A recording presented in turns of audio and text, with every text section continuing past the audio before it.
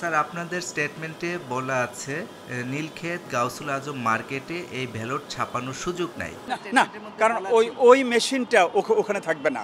যাদেরকে দিয়েছি এটাকে হাইলি স্পেশালাইজ একটা প্রসেস। আপনি জানেন একটা মেশিনের দাম মিনিমাম 50 লাখ টাকা, 60 লাখ টাকা, 70 লাখ টাকা।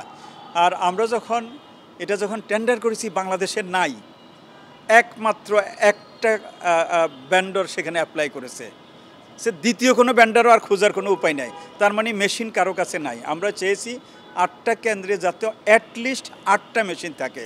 ওটা একটা কমিটি হয়েছে, পত্রিকায় গিয়েছে এবং অ্যাপ্লাই করেছে শুধুমাত্র একটা প্রতিষ্ঠান, কারণ কারো কাছে এই মেশিন নাই।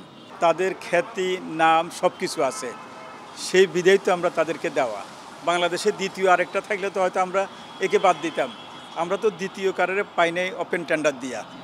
নীলক্ষেতে ব্যালট পেপার ছাপানোর প্রমাণ থাকার বিষয়টি উল্লেখ করে প্রশ্ন করা হয়, তখন তিনি কি বলেন দেখুন। আপনি যদি বলেন যে সেরকম হয়েছে, তাহলে সেটা ভেন্ডর হয়তো বুঝতে পারে ভেন্ডর ওখানে গেছেন কিনা। হ্যাঁ, কিন্তু আমাদের সাথে যেভাবে তারা কাজ করছে সেই কাজে ওখানে যাওয়ার কথা না। যেহেতু আপনি বলছেন প্রমাণ আছে, তাহলে আমাদের প্রশাসন আছে, খতিয়ে দেখবে।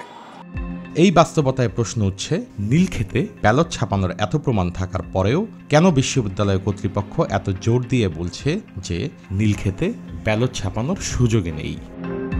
প্রাচ্যের অক্সফোর্ড এর ডাকসু নির্বাচনের ব্যালট পেপার ছাপার বিষয়টি নিয়ে বিশ্ববিদ্যালয় কর্তৃপক্ষের আরও অনুসন্ধান ও তদন্ত কমিটি গঠন করা প্রয়োজন বলে মনে করেন সংশ্লিষ্টরা।